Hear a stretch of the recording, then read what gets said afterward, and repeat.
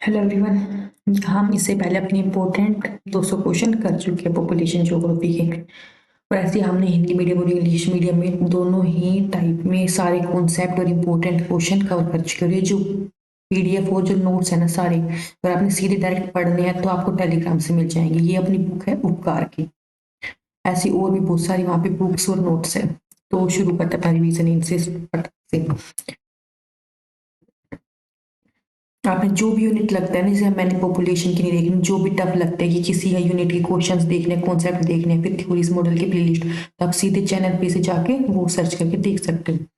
देखो, कृषि क्षेत्र एवं जनसंख्या के बीच अनुपात को निम्न में से कौन दर्शाता है?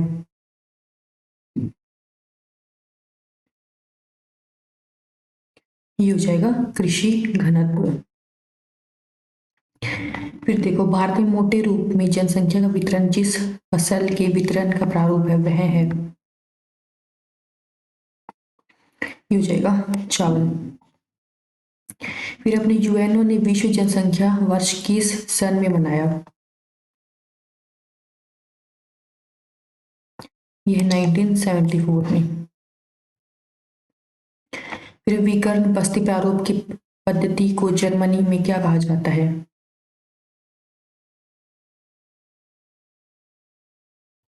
जाएगा आइसबाब। फिर इग्लू का क्या अर्थ है? इग्लू तो ये सबको ही पता है, यह अमेरिकी एस्किमो के बर्फीले घर।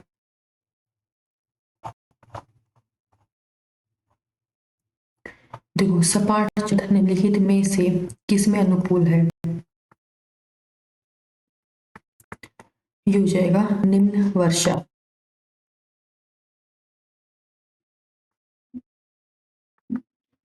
क्योंकि देखो, कम वर्षा हो रही है तो एकदम सीधी छत है तो काम चल जाए, लेकिन जब ज्यादा वर्षा होती है तो ऐसी टेढ़ी छतें बनानी पड़ता है कि पानी बह के नीचे आ जाए। वे क्षेत्र जहां सदैव बाढ़ का खतरा रहता है किस प्रकार की बस्ती के लिए अनुकूल है? देखो, जहां बाढ़ होगी वहां शुष्क, जहां सूखा है वहां अपना गीला वाला एरिया आता है। ऐसे अपोजिट आंसर निकालने होते हैं। ये हो जाएगा शुष्क। तो एकदम सूखी जगह पे ढूंढ के रहेंगे ना यहाँ पे। देखो, आंगन शब्द का तात्पर्य भारत में है, ये हो जाएगा किसी घर की बाहरी सीमा। फिर है, विश्व का सबसे प्राचीन नगर कौन सा है? ये है मेम्फिस। फिर है, गंगा की मैदानी बस्तियों को क्या कहा जाता है?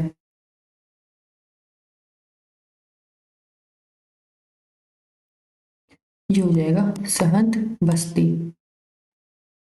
देखो, वेनेजुएला किस देश के किनारे स्थित है?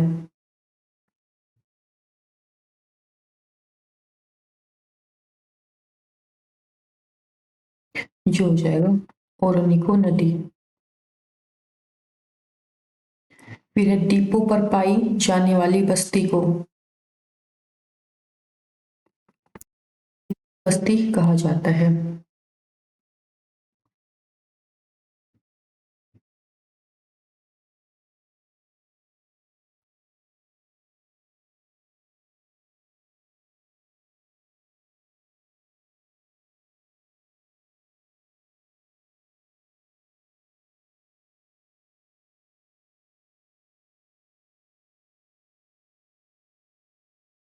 जल प्रांतीय बस्तियों की सामान्य विशेषता है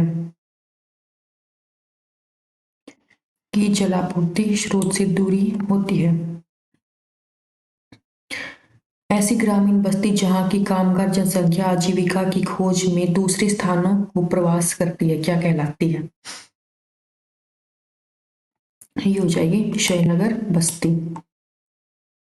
देखो, नगरों का कार्यिक वर्गीकरण सर्वप्रथम प्रस्तुत किया गया था।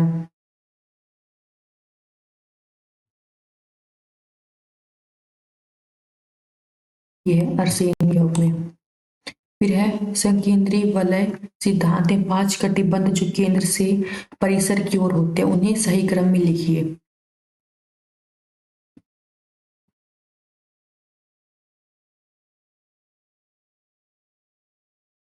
देखो, सीबीडी तो अपना एकदम स्टैंडर्ड में होता है।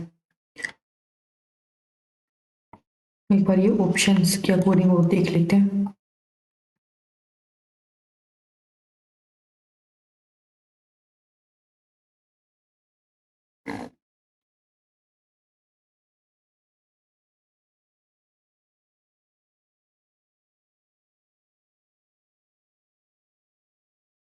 संक्रमण, फिर निम्न, फिर मध्य, फिर अभिसरणकर्ता पेटी। तो सीबीडी के पास संक्रमण, फिर निम्न, फिर मध्यम, फिर अभिक्रमण।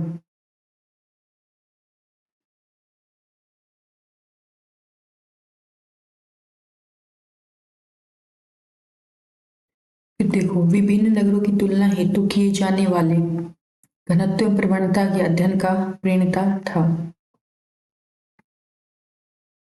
ये हो जाएगा BJL बेरी। फिर है निम्नलिखित में कौन सा तोपाशय अन्य समुद्री मार्गों के संधि स्थल पर स्थित नहीं है। ये हो जाएगा लंदन पोर्ट। फिर है केंद्रीय स्थल सिद्धांत के दो मुख्य सिद्धांत हैं। तो एक तो हो जाएगा वस्तुओं का परिसर और दूसरा वस्तुओं का धैर्य, ए और। अब इनको हमने मैच करना है।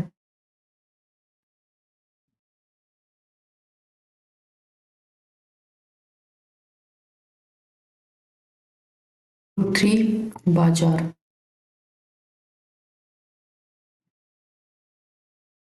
और परिवहन का अपना होता है चार, ऐसे याद रख सकते, जैसे गाड़ियों में चार पहिए होते हैं तो ये चार हो जाएगा। और प्रशासनिक अपना सबसे ऊपर होता है प्रशासन, सात। प्रमुख शहर का सिद्धांत, लॉ ऑफ प्राइमेट सिटी, किसने प्रतिपादित किया था।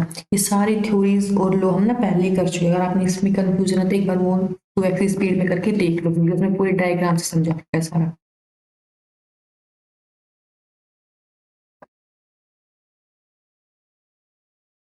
ये है Jefferson, law of primate city. किसने मेगापोलिस शब्द प्रस्तुत किया था। तो मेगापोलिस अपना हो जाएगा जे गोटमैन ने।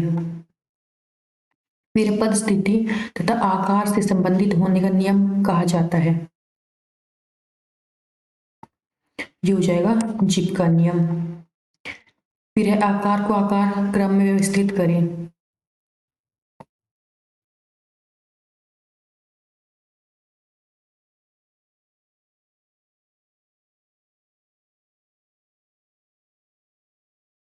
देखो, पहले तो नगर, फिर मेट्रोपोलिस, फिर सनगर और फिर मेगापोलिस। अब है सनगर का अर्थ क्या होता है।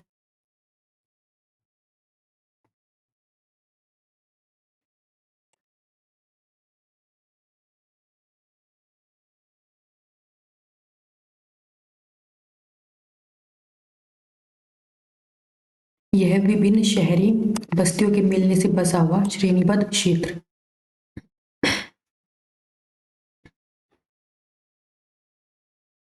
अब देखो, इनको मैच करो।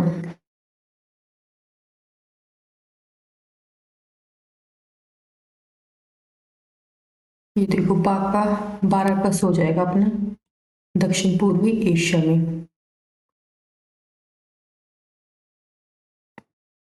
बस्ती भारत में होती है।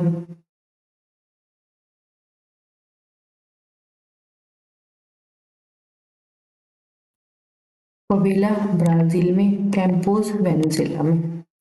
4231। तो देखो, इसको वृद्धि के अकॉर्डिंग हमने लाइन में लगाना है।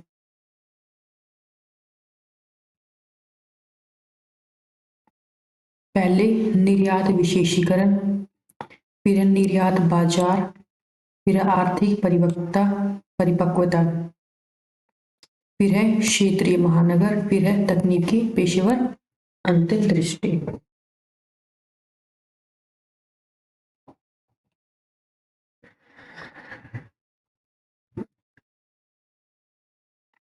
फिर बहु केंद्रीय सिद्धांत के अनुसार केंद्रीकरण क्यों होता है।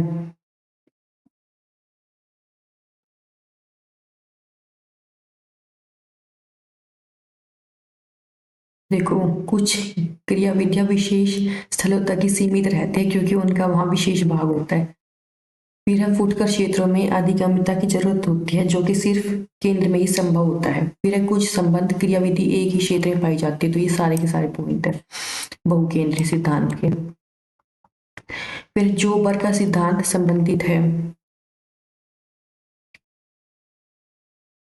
ये हो जाएगा आधुनिक युग से पूर्व नगरीकरण के स्वरूपों संरचना से। फिर है रेले के नियम, इसको क्या कहते हैं, फुटकर व्यापार नियम भी कहते हैं, गुरुत्व नियम भी कहते हैं और निश्चयकारी सिद्धांत भी कहते हैं। ये फिर है नाभिकीय बस्तियां अधिकतम कहाँ पाई जाती है,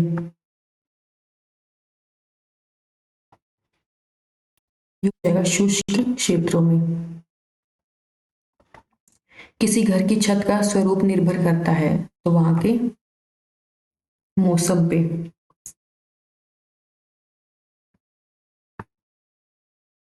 क्योंकि देखो जहां ज्यादा बारिश होगी ना वहां टेढ़ी छत बनानी पड़ेगी ताकि नीचे पानी बह के आ जाए, और जहां कम बारिश होगी वहां सीधी छत बनाएंगे ताकि पानी स्टोर हो जाए छत पे, ठीक है। फिर है वह कौन सा शहर ब्लू एवं व्हाइट नील नदी के संगम पर बसा है,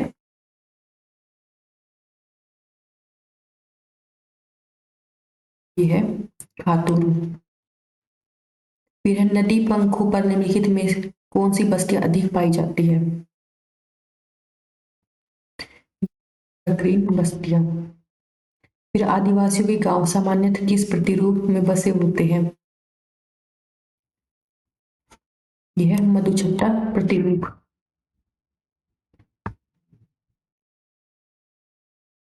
फिर है रिबन अथवा डोरी प्रतिरूप निम्नलिखित में से किसे कहते हैं, यह है तीरनों प्रतिरूप।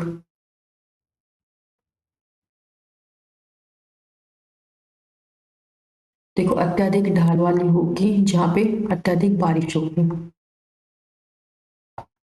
फिर है नदियों के डेल्टाई क्षेत्रों में सामान्यतः बस्तियों का कौन सा प्रतिरूप पाया जाता है, यह है पंखाकार। देखो निम्न में से किस क्षेत्र में प्रकीर्ण ग्रामीण बस्तियों का प्रतिरूप पाया जाता है, ये हो जाएगा तेलंगाना का पठार पे। फिर है भारत में सामान्यतः ग्रामीण बस्ती प्रतिरूप निम्न में से कौन सा है, ये हो जाएगा आयताकार। फिर है निम्न में से कौन सा अनुषंगी नगर सैटेलाइट टाउन है, सैटेलाइट क्या होता है, मेन टाउन से थोड़ी सी दूर एक छोटे छोटे टाउन जो डेवलप हो जाते हैं, ये है अपना गाजियाबाद सी। फिर है नगरीय प्रतिरूप से संबंधित कोटि आकार नियम किसने प्रस्तुत किया था, ये हो जाएगा जीके जीफ ने।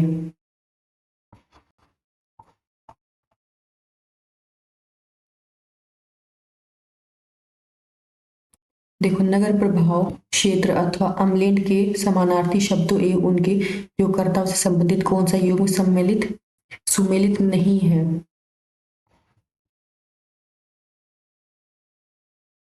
ये है देखो हिंटरलैंड दिया था एच.एफ. ग्रीन ने, नोडल नोरमैन ने, सिटी रीजन हैरिस और डिकन्सन ने, ये गलत है।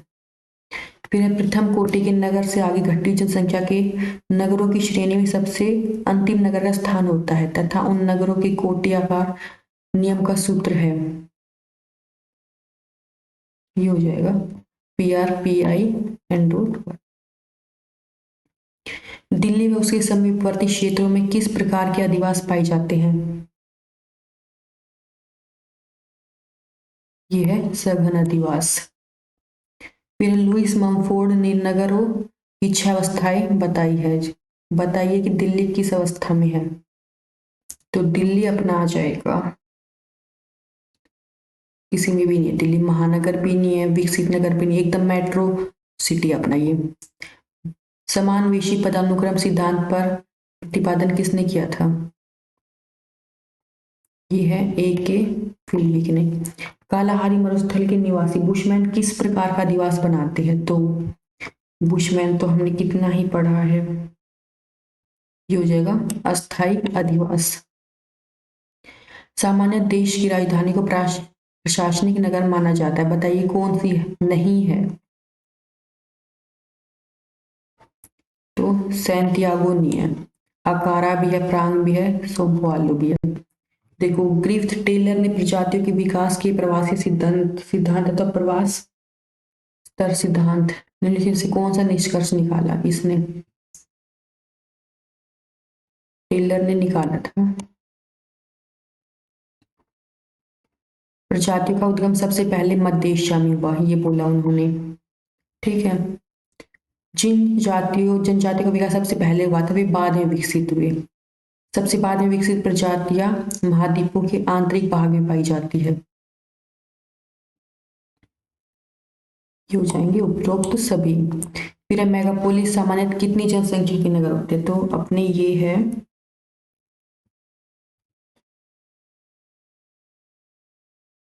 50,000।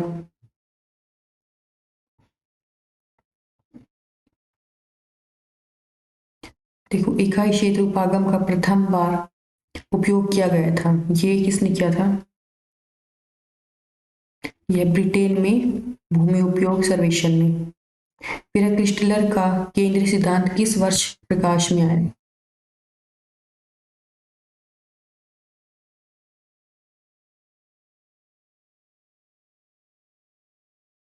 ये 1935 में। फिर दक्षिण अफ्रीका में जुलू प्रजाति के लोग किस प्रकार का अधिवास बनाते हैं? यह है मधुमक्खी नुमा प्रारूपी प्रदेश। फिर भारत के लिए पहले प्रादेशिक योजना किसने प्रस्तुत की थी? ये अपने MC फोर्सेन ने। तो ये हमारी इस यूनिट के MCQ कवर हुए। कल से हम करेंगे अपने आर्थिक भूगोल इकोनॉमिक ज्योग्राफी के सारे इंपॉर्टेंट क्वेश्चन। ऐसे हमने अपनी सारी यूनिट के कॉन्सेप्ट और MCQ वाइज सारे रिवाइज करते जा रहे हैं। पूरा सिलेबस ऐसे हम जो बचा है वो कवर करते हैं 10 की 10 यूनिट। अपने पेपर वन की भी आप जाके चैनल पर से देख सकते हो। अगर आपने अभी तक सब्सक्राइब नहीं किया तो प्लीज कर दो और अपने दोस्तों को भी शेयर कर दो।